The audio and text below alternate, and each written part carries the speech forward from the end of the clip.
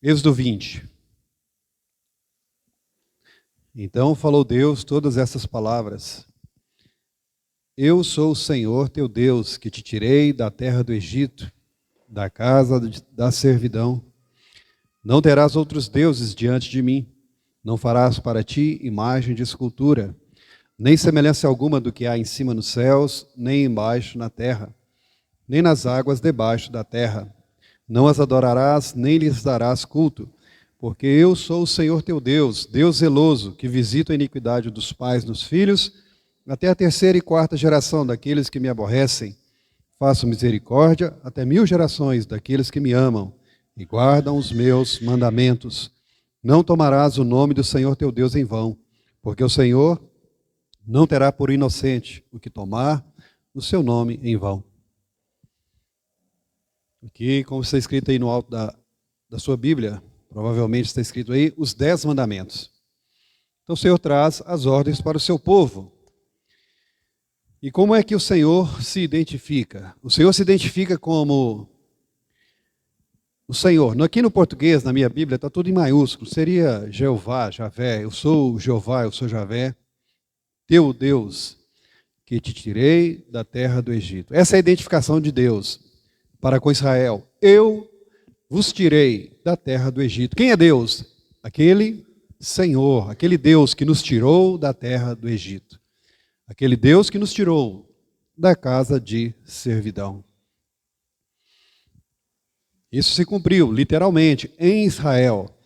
Mas a palavra de Deus, escrita ali em Êxodo, serve para nós, hoje, nos nossos dias, como figura, como uma verdade espiritual.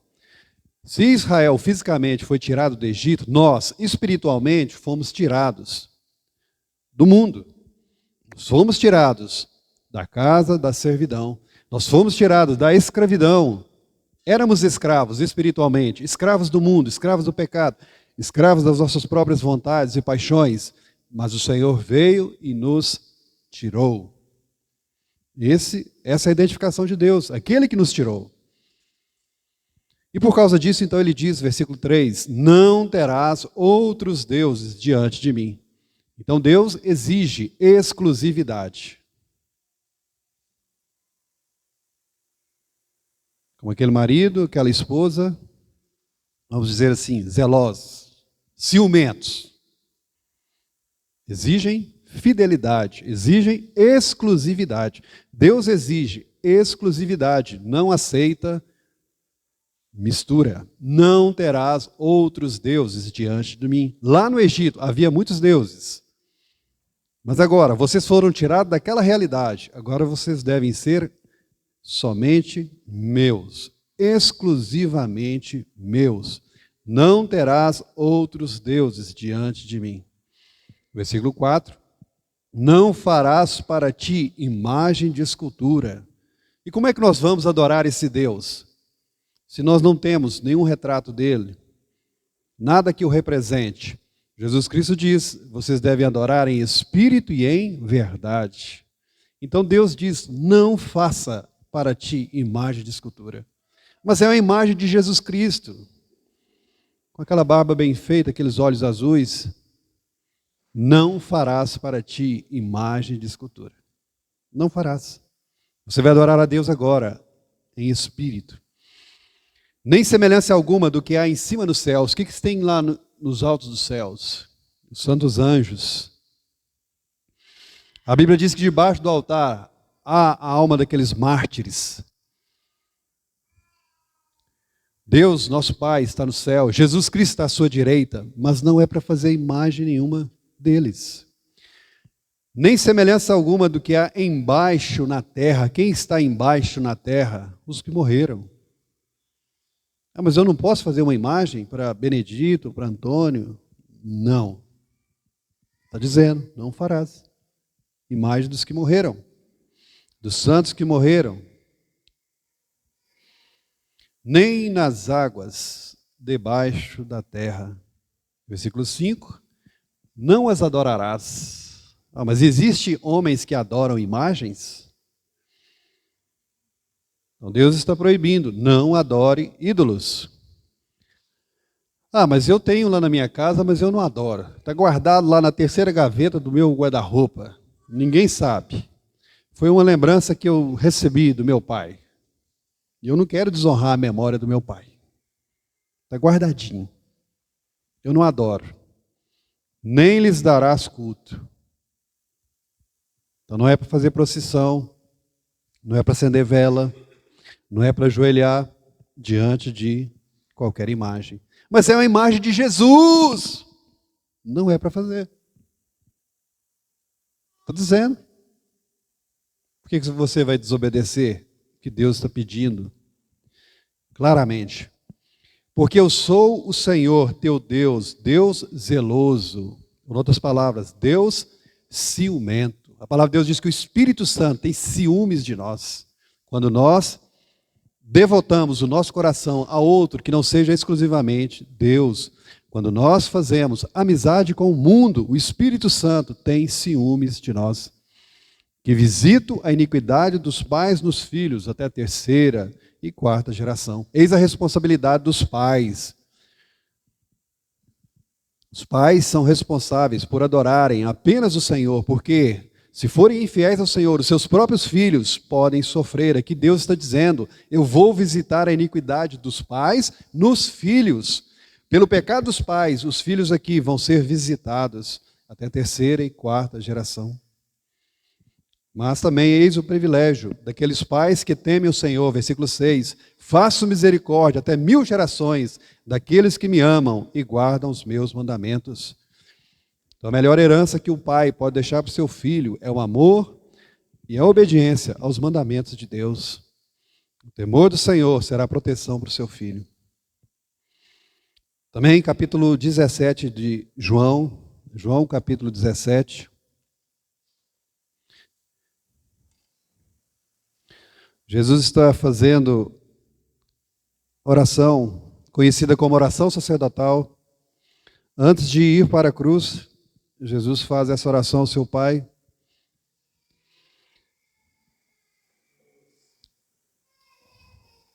Versículo 6. Manifestei o teu nome aos homens, João 17, 6. Manifestei o teu nome aos homens que me deste do mundo.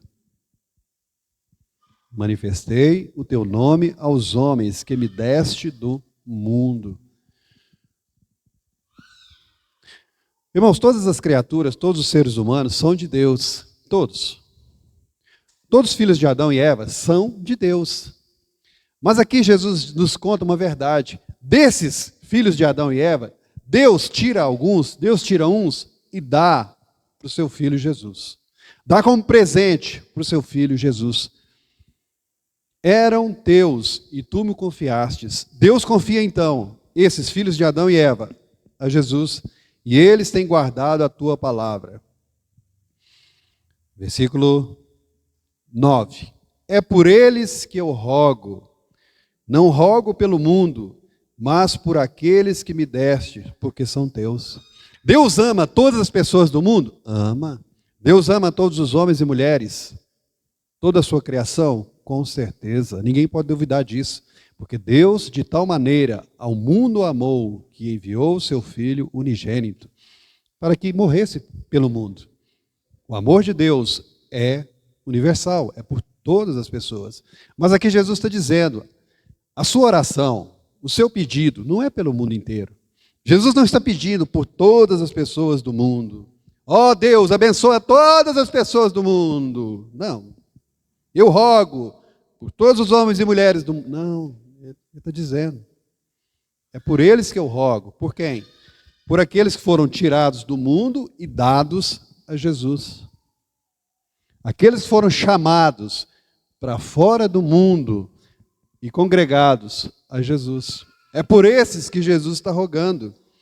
Versículo 9. É por eles que eu rogo, não rogo pelo mundo, mas por aqueles que me destes, porque são teus. Versículo 11. Já não estou no mundo, mas eles continuam no mundo, ao passo que eu vou para junto de ti. Pai Santo, guarda-os em teu nome que me deste, para que eles sejam um, assim como nós Versículo 14. Eu lhes tenho dado a tua palavra, e o mundo os odiou.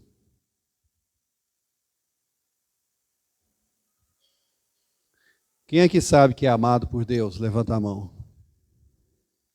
Quem aqui sabe que é odiado pelo mundo? Levanta a mão. Vocês já tiveram essa experiência? Na pele? Vocês já viveram esse bullying? Essa perseguição? Essa contradição por causa de você temer ao Senhor? Eu lhes tenho dado a tua palavra, e o mundo os odiou, porque eles não são do mundo, como também eu não sou. Então fique bem claro na sua mente, eu não sou do mundo. Eu não sou do mundo, mas eu quero ser. Eu não sou do mundo, mas eu quero. Jesus diz, eles não são do mundo, como também eu não sou. 15. Não peço que os tires do mundo, e sim que os guardes do mal. Eles não são do mundo, como também eu não sou. 17. Santifica-os na verdade. A tua palavra é a verdade. Deus já nos tem separado do mundo para Cristo. Agora nós precisamos, nós que já somos separados para Cristo, ser consagrados, ser santificados na verdade. O mundo anda na vaidade, na mentira, no engano. O príncipe deste mundo, que é Satanás, tem cegado o entendimento das pessoas.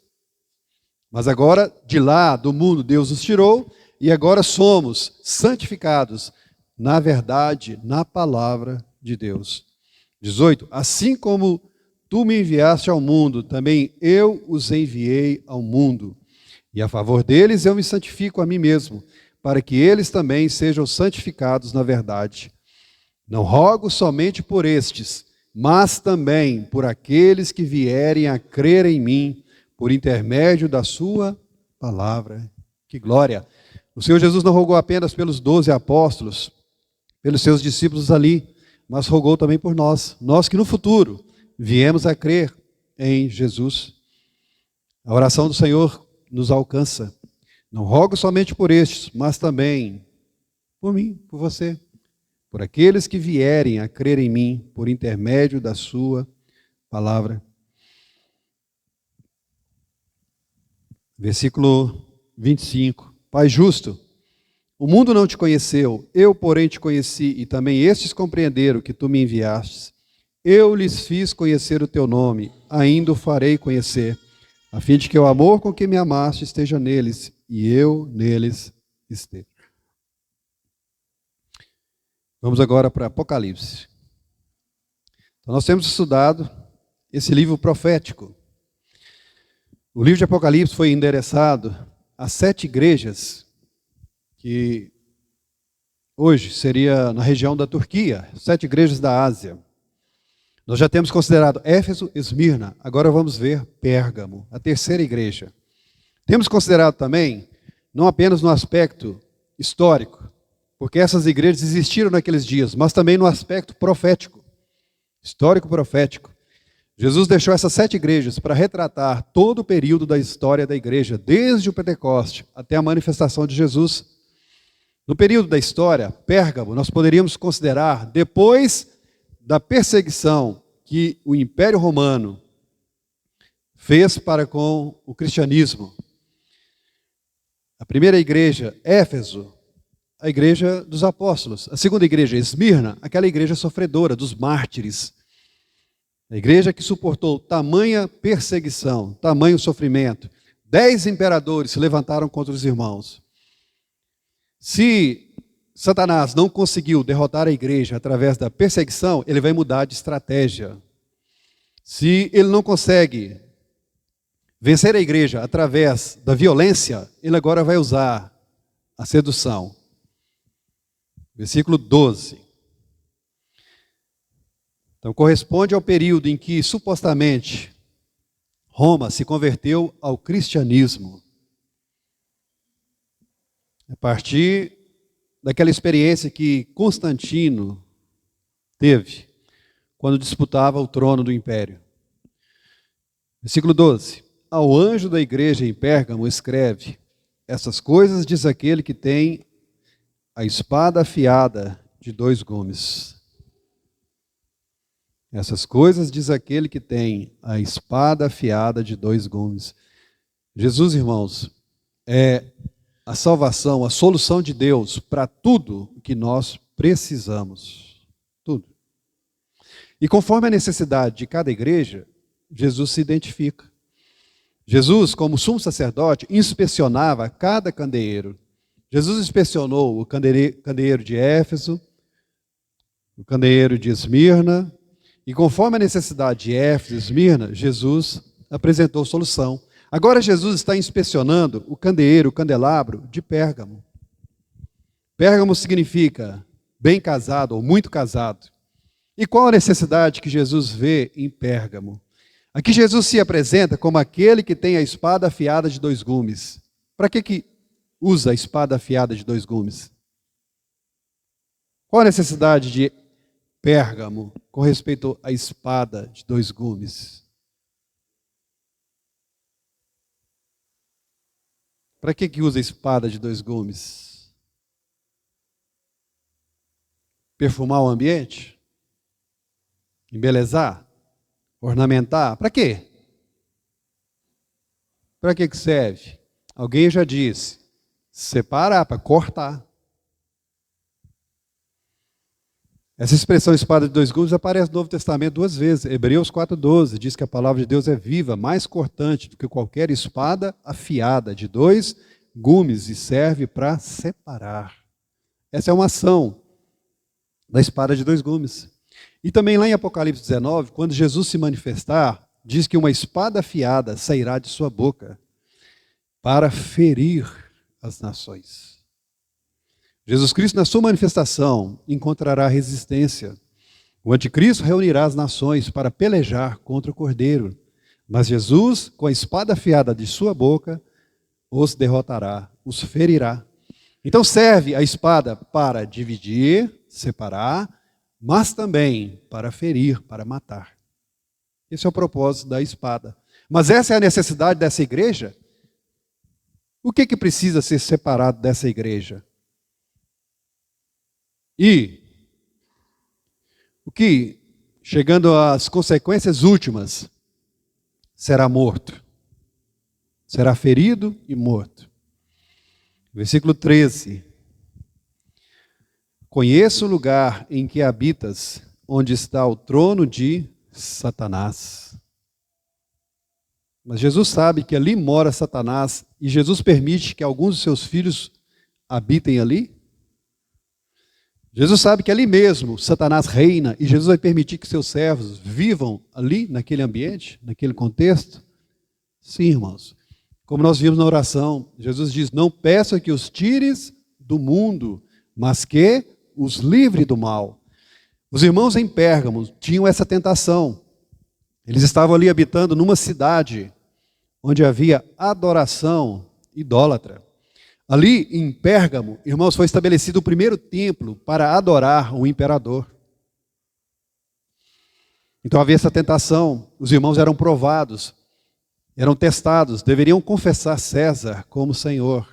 Mas os irmãos, os fiéis, não faziam, então eram mortos. Ali também podemos dizer que era trono de Satanás, porque havia um templo a Zeus ou a Júpiter. E era chamado de Júpiter, o Salvador. Colocando-se no lugar do verdadeiro Salvador, que é Jesus Cristo. E também havia adoração à serpente, deusa da cura, o Deus da cura, Esculápio. Então essa cidade era reconhecida pelo Senhor como a habitação de Satanás. Mas ainda assim o Senhor permitiu que seus servos ali vivessem. Deus conhece, irmão, o seu contexto. A minha casa é o inferno. A minha não. Alguém pode dizer, mas você não conhece a mulher e a sogra que eu tenho. Eu não conheço mesmo, não. Mas o Senhor te chama a ser fiel ali. A guardar o seu nome, não negar o nome do Senhor, cumprir a palavra do Senhor. Deus permitiu que os irmãos vivessem nesse contexto de Pérgamo. nessa idolatria, mas alguns irmãos foram fiéis a ponto de morrerem.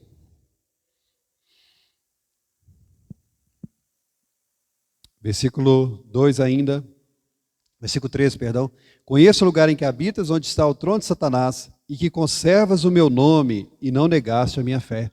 Ali naquele ambiente, irmãos, você será testado.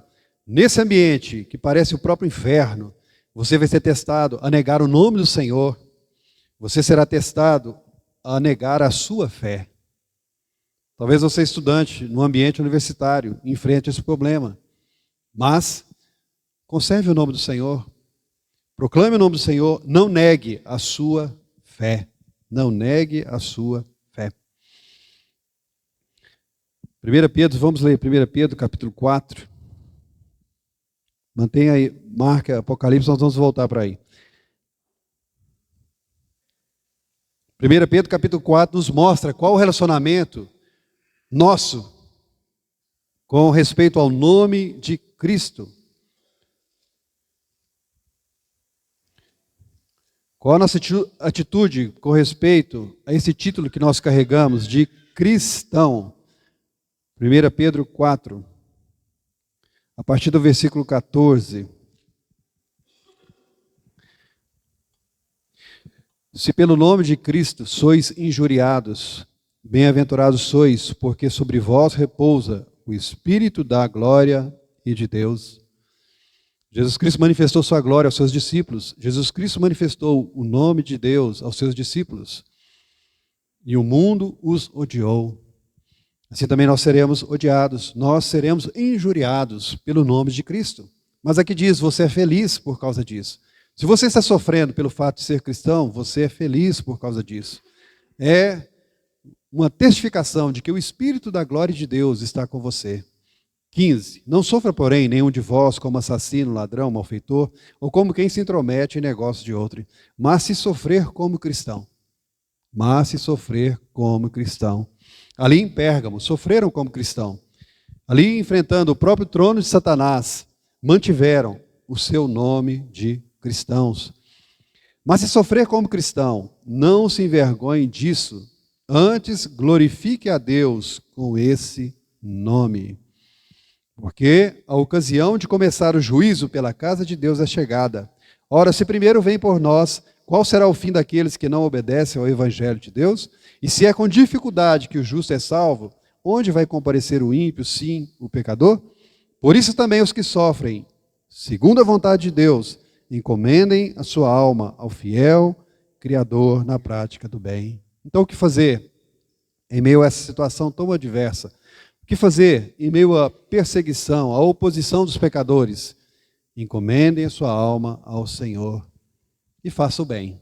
Faça o bem àqueles que te perseguem. Voltando para o Apocalipse, os irmãos então guardaram o nome do Senhor. Conservas o meu nome. Leva, como diz o hino, leva tu contigo o nome. Conserva o nome de cristão. Não negaste a minha fé. Versículo 13. Ainda nos dias de Antipas, minha testemunha. Aqui na minha versão em português diz minha testemunha.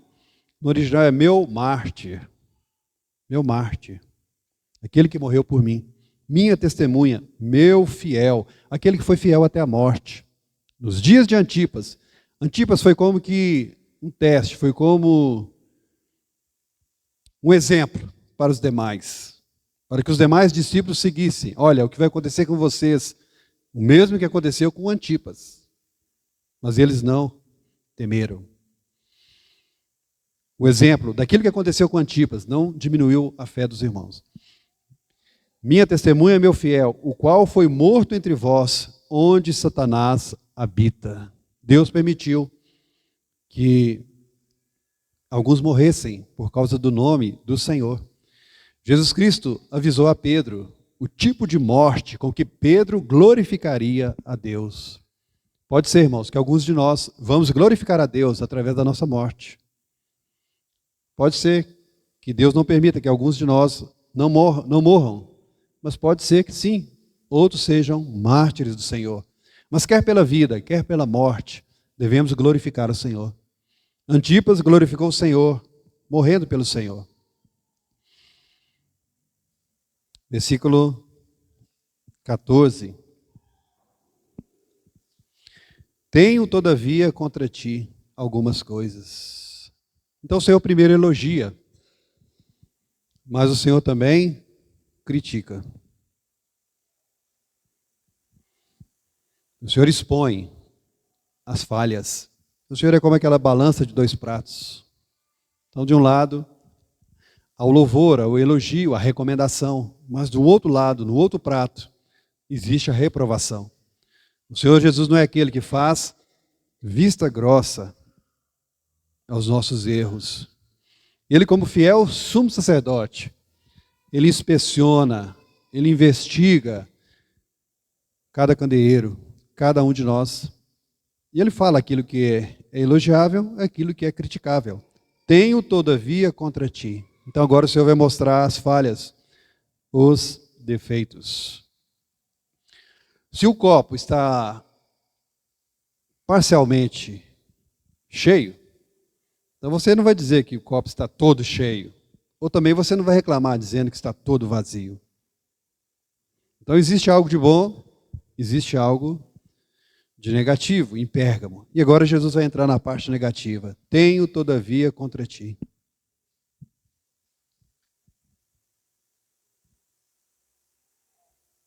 Triste, né? Essa palavra. Tenho, todavia, contra ti.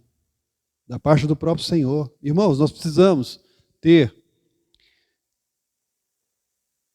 contra nós algumas coisas da parte do Senhor. Precisava de o Senhor nos chamar a atenção em algumas coisas? Seria necessário? Deveria ser necessário? Vocês acham? Deveríamos chegar diante do tribunal de Cristo com alguma pendência?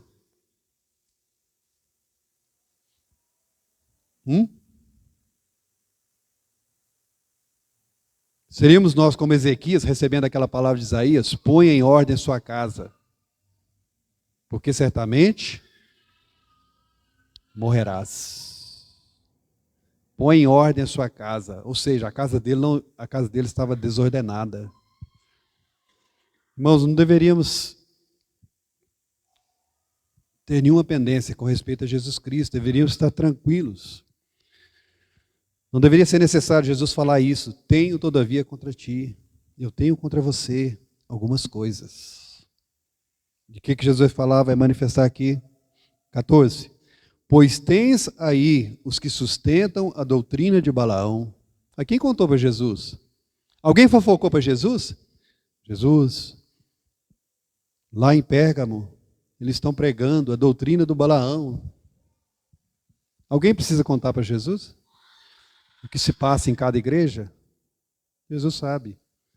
Jesus sabia o que estava sendo pregado ali, o que estava sendo mantido ali. O ensino de Balaão, a doutrina de Balaão. As 3 vezes que o Novo Testamento faz menção de Balaão são menções negativas. Fala-nos do caminho de Balaão, fala-nos em Judas do erro de Balaão, e agora fala aqui da doutrina de Balaão. Então há um proceder, aquele proceder errático, aquele proceder errático se torna em ensino. Tens aí os que sustentam a doutrina de Balaão. E qual era a doutrina de Balaão? Aqui vai dizer, versículo 14, o qual ensinava a Balaque a armar ciladas diante dos filhos de Israel para comerem coisas sacrificadas aos ídolos e a praticarem a prostituição. Quem foi esse tal Balaão? Quem é esse homem? Balaão. Nome bonito, né? Vou dar o nome do meu filho, Balaão. Olha o nome, Jezabel. Que nome sonoro. Que lindo. Mas por que você não tem coragem de colocar esse nome no seu filho? Porque você conhece a história. Quem foi essa tal de Jezabel? Terrível. Mas o som, né, é bonito, né? Jezabel. Balaão. Quem foi esse Balaão?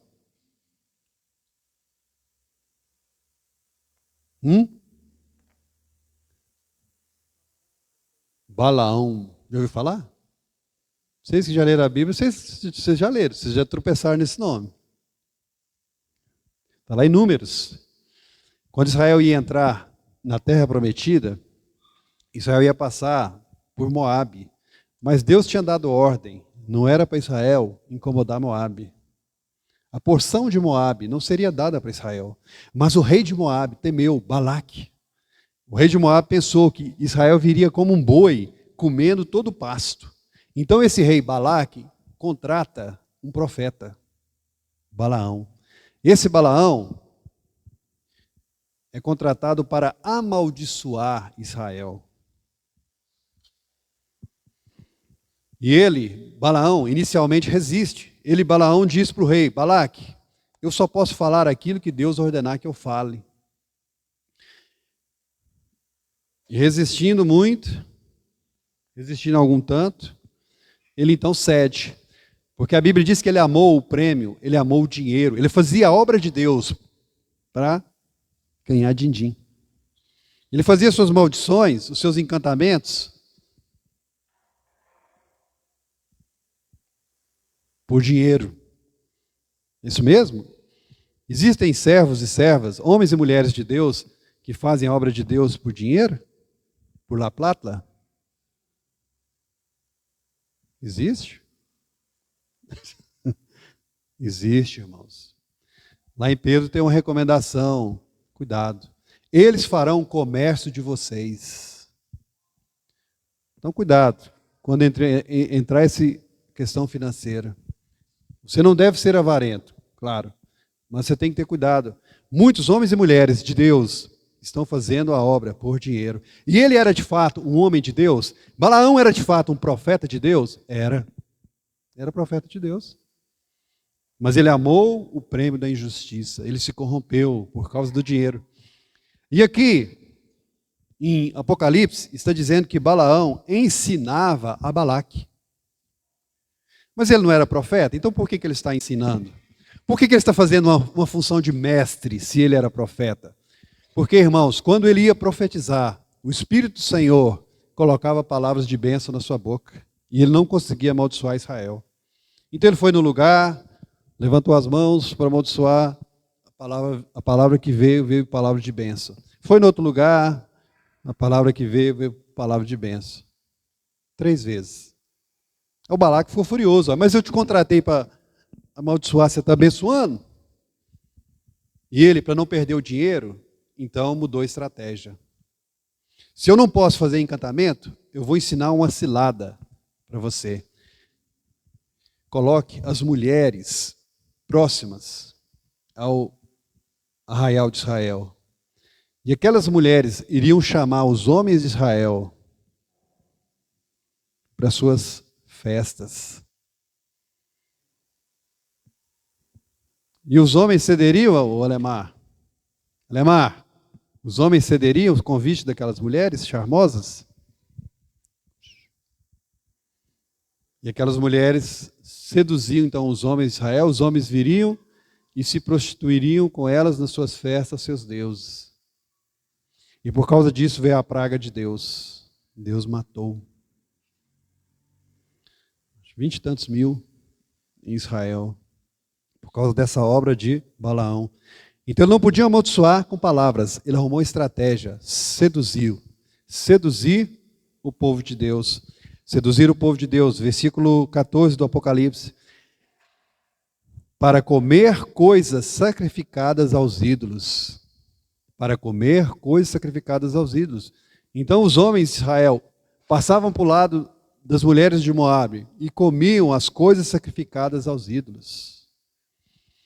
Então nós lemos aquela exortação de Deus. Deus é zeloso, Deus é ciumento, Deus quer exclusividade, fidelidade. Vamos dizer, fidelidade conjugal. Lá no Velho Testamento, Israel é considerado a esposa de Jeová. Fidelidade. Mas aqui agora eles estão traindo Jeová, se prostituindo com outros deuses. Não terás outros deuses. Balaão ensinou Balaque armar ciladas diante dos filhos de Israel para comerem coisas sacrificadas aos ídolos e praticarem a prostituição. Por isso veio derrota a Israel. Já que não há maldição contra Israel, Israel pecando, Israel prostituindo, receberia o castigo de Deus. E foi isso que aconteceu. Versículo 15. Outro sim, também tu tens os que da mesma forma sustentam a doutrina dos nicolaítas. Esses nicolaítas apareceu na primeira igreja, no versículo 6 aí, Apocalipse 2,6, a igreja em Éfeso. Tens contudo a teu favor que odeias as obras dos nicolaítas. Algo que no início era uma obra, vai se transformar numa doutrina. Aquilo se transformou num hábito, numa prática. E essa prática, então, vai ser estruturada em doutrina. As obras dos nicolaítas, lá no início da igreja, agora vão ser cristalizadas em doutrina, a doutrina dos nicolaítas. Então nós temos aqui, na história da igreja, doutrina de Balaão, doutrina dos nicolaítas. Na história da igreja, depois do ano 300, a idolatria entrou na cristandade, no chamado cristianismo. Aqueles deuses pagãos agora vestem-se de outras roupas. Júpiter agora vai se transformar em São Pedro. A Diana dos Efésios vai se transformar em Maria. E assim por diante. A idolatria vai entrar aqui na igreja. E também a doutrina dos nicolaítas. Como nós já dissemos, aqui não especifica qual que seja essa doutrina. Nós deduzimos o que seja pelo nome Nicolau. Nicolau significa vencedor do povo, ou vencedor sobre o povo. Nessa época vai estabelecer, irmãos, a doutrina do clero, o clericalismo, ou o sacerdotalismo. Sacerdote agora seriam apenas aqueles dedicados à obra do Senhor, os padres. E o resto do povo não seria sacerdote. Sacerdotes seriam aqueles que seguiriam a linha apostólica, a linhagem apostólica, a sucessão apostólica, o Papa, depois os bispos. E um cristão comum não teria esse privilégio de sacerdote? Não, não teria. Aqui no versículo 6 do Apocalipse 2,6 diz: tens contudo a teu favor que odeias as obras dos nicolaítas, as quais eu também odeio. Jesus, irmãos, odeia essa obra, essa doutrina que separa o povo de Deus em dois grupos, clero e leigo. Irmãos, não existe isso na palavra de Deus. Não existe. Ah, mas o sacerdote, o padre, o pastor, ele está exclusivamente para isso. Não existe. Irmãos, não misture as coisas. Dons espirituais, ministérios existem. Deus te concede um dom. Você pode ser pastor, profeta, evangelista, apóstolo. Isso é dom de Deus. Mas não é, esses dons não são para diferenciação do povo de Deus, para separação do povo de Deus em duas classes. Aqueles que cuidam das coisas de Deus, aqueles que cuidam das coisas do mundo. Isso é doutrina dos nicolaítas. Jesus Cristo odeia essa doutrina. Jesus Cristo repreende então Pérgamo por esses dois erros, doutrina de Balaão, doutrina dos nicolaítas. Então, nesse período da história da igreja, lá do ano século IV até a Reforma Protestante, o sacerdotalismo vai se levantar. Essa ordem, essa hierarquia clerical vai se estabelecer na cristandade. Infelizmente, mesmo após a Reforma Protestante, as igrejas protestantes mantiveram essa doutrina dos nicolaítas, infelizmente.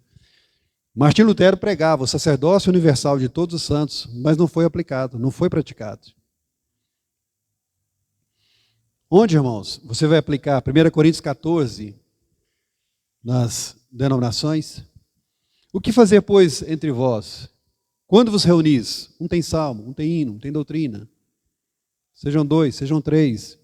Havendo revelação, o que está sentado, levante-se. Onde você vai aplicar isso? Todos podereis profetizar. Não.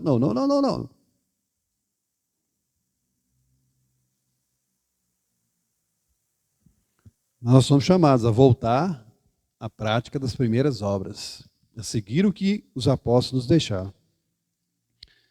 Versículo 16. Portanto, arrepende-te.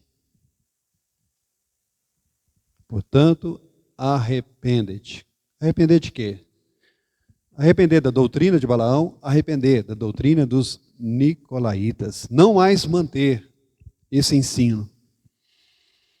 Portanto, arrepende-te. Então a espada, irmãos, é para usar, para dividir, para separar. Separe, não misture. Nessa época aqui, irmãos, da história, o Estado se uniu à igreja. O próprio imperador Constantino, irmãos, participou de reunião para decidir assuntos da fé. Ele participou de concílios. Não una aquilo que Deus separou. Dai a César o que é de César, dai a Cristo, dai a Deus o que é de Deus. Então o Senhor aqui chama ao arrependimento, chama à separação, à consagração, chama você para tirar da sua vida um chamado pessoal, um chamado coletivo, tirar toda mistura, toda mistura. Dai a César o que é de César, a Deus o que é de Deus. Tira, faça separação daquilo que é mundano, daquilo que é celestial. Jesus Cristo diz, eles não são do mundo, como também eu não sou. Irmão, você não é do mundo. Em Romanos diz, não se conforme com este mundo. Renove a sua mente, renove os seus pensamentos. Passe a pensar conforme a palavra de Deus, conforme a mente de Cristo que Deus te deu. Faça separação daquilo que é terreno, daquilo que é celestial. Busque aquilo que é celestial. Arrepende-te. E se você tem sido infiel para com o Senhor, se você tem se dedicado à idolatria ou à prostituição, arrependa-se. O seu coração seja exclusivo para o Senhor. Aqui diz respeito à prostituição, irmãos, também podemos dizer prostituição física, literal. O Senhor quer a santificação integral nossa, do nosso espírito, da nossa alma, do nosso corpo. Algumas pessoas não veem problema pecar com o corpo, sendo que o seu coração é devotado ao Senhor, não tem problema. Um cigarrinho, uma bebidazinha, uma prostituiçãozinha, uma satisfação dos desejos carnais. Aí foi Deus que colocou esse desejo em mim. É mais forte que eu. Não, irmão. Arrepende-te. Arrepende-te da idolatria, da prostituição. Arrepende-te da doutrina dos nicolaítas, daqueles que fazem separação do povo de Deus em duas classes. Arrepende-te. Portanto, arrepende-te. Senão, venho a ti sem demora, e contra eles pelejarei com a espada da minha boca.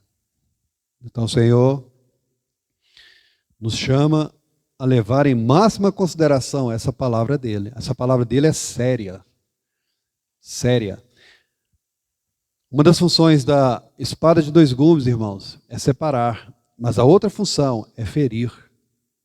O Senhor Jesus pode ferir. Ele dá tempo, ele te chama ao arrependimento, e se você não se arrepender, ele vai te ferir. Deus pode te ferir no seu corpo, na sua carne? Sim. Sim, irmãos. Aqueles que se entregam à prostituição, arrependam-se. Arrependam-se. Leve esse assunto a sério. Deus é vingador desses pecados da carne, da prostituição, da infidelidade conjugal. Deus é vingador. Diz a palavra de Deus. Venho a ti sem demora, contra eles pelejarei com a espada da minha boca. Lá na época de Balaão, Deus pelejou contra Balaão. E qual foi o fim de Balaão? Vamos para Números.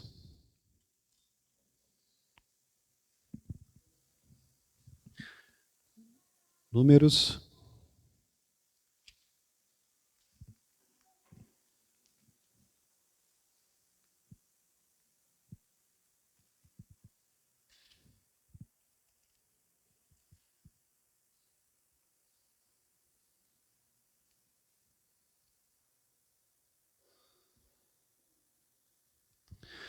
Números capítulo 23. 23.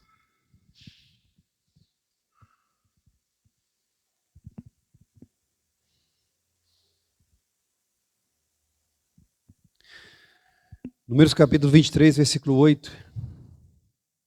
Como posso amaldiçoar a quem Deus não amaldiçoou? Como posso denunciar a quem o Senhor não denunciou? Balaão sabia disso. Balaão sabia que não podia amaldiçoar o povo de Deus. O povo de Deus é um povo abençoado. Balaão sabia que não podia denunciar a quem o Senhor não denunciou. Quem intentará acusação contra os eleitos de Deus é Deus quem os justifica. Então nós não podemos amaldiçoar, nem ir contra os filhos de Deus. Eles são um caso de Deus. Deus cuidará de cada um dos seus. Também, versículo 19... Deus não é homem para que minta, nem filho de homem para que se arrependa. Que palavra maravilhosa, irmãos, da boca de um profeta, Balaão. Olha, que lindo. Mas esse mesmo homem vai ensinar ciladas. Esse mesmo homem que profetiza palavras tão doces, tão preciosas. Deus não é homem para que minta, nem filho de homem para que se arrependa. Porventura, tendo ele prometido, não fará, ou tendo falado, não cumprirá? Irmãos, palavra verdadeira. Vinda de um homem avarento, mas são palavras verdadeiras. Versículo 20. Eis que para abençoar recebi ordem, ele abençoou, não posso revogar. Capítulo 24.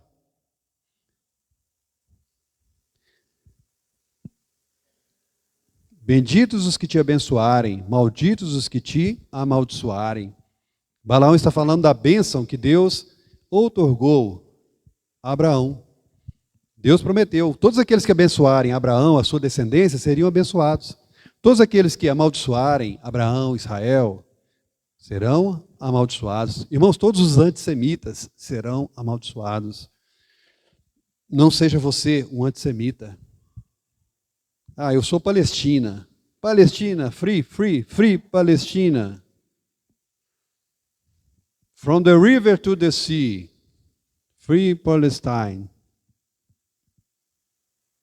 Diz, eu sou favorável à Palestina, mas se levanta contra Israel. Levanta em ódio contra Israel. E aqui está dizendo que vai competir a você. Você será amaldiçoado. Não faça isso. A salvação veio dos judeus. Deus prometeu isso. Deus fixou com Abraão. Eu vou abençoar os que te abençoarem. Então abençoa, irmão, Israel. Eu vou amaldiçoar os que te amaldiçoarem. Irmão, não abençoa. Não amaldiçoa Israel. Não seja antissemita. Versículo 17, 24, 17. Vê-lo-ei, mas não agora, contemplá-lo-ei, mas não de perto. Uma estrela procederá de Jacó, de Israel subirá um cetro. Irmãos, quem profetizou a vinda de Jesus? Balaão. Balaão profetizou Jesus como a estrela procedente de Jacó, como o cetro de Israel. Que maravilha! Mas como é que um homem desse pode pecar? Por amor ao dinheiro. Então ele agora ensinou cilada. E os filhos de Israel caíram na cilada. Agora capítulo 31 de Números.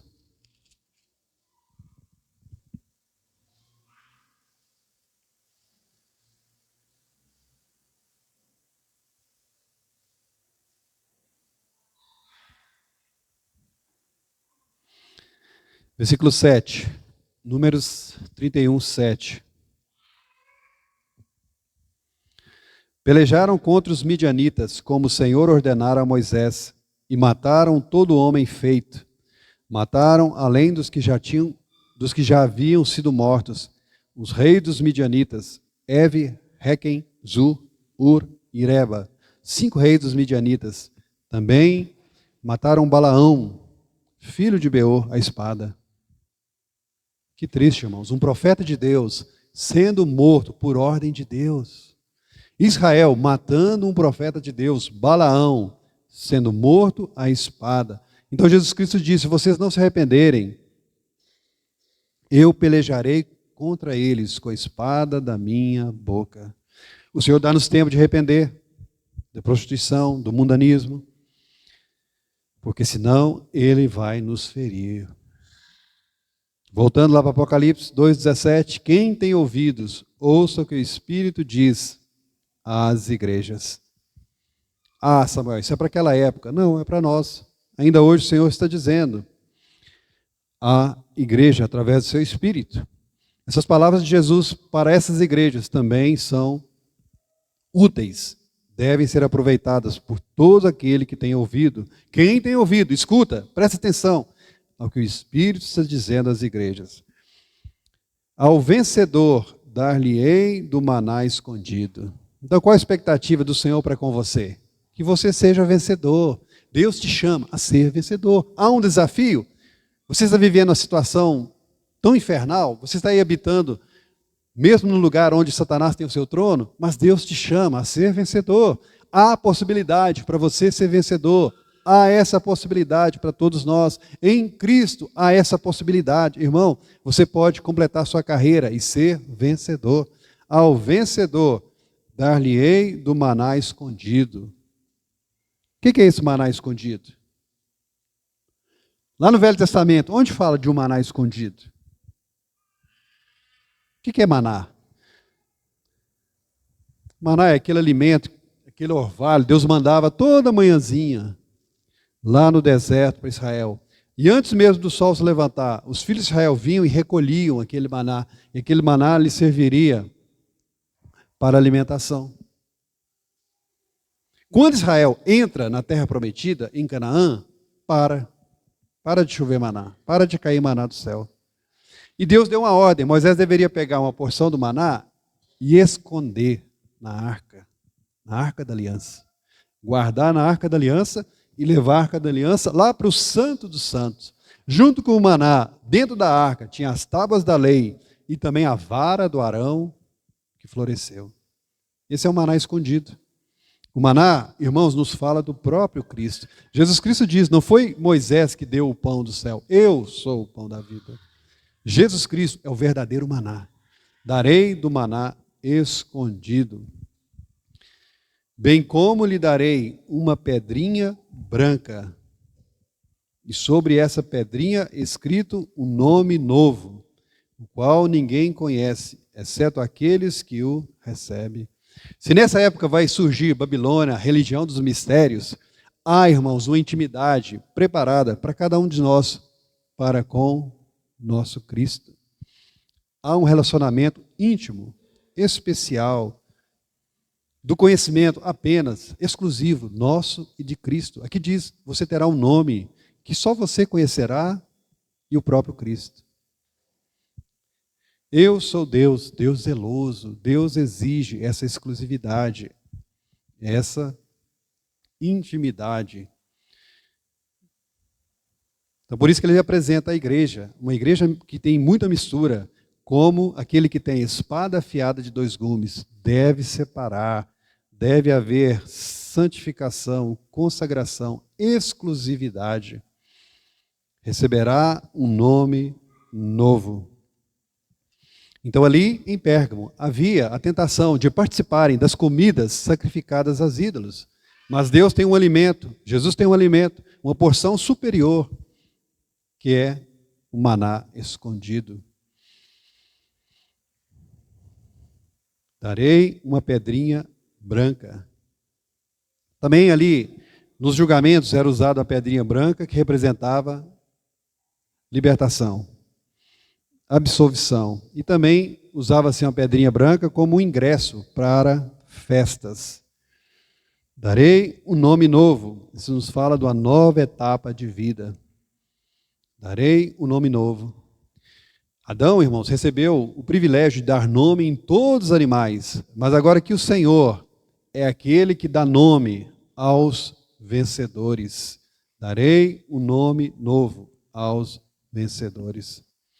Esse nome novo nos representa a nova vida que receberemos, que teremos. Amém? Deus abençoe os irmãos, em nome de Jesus.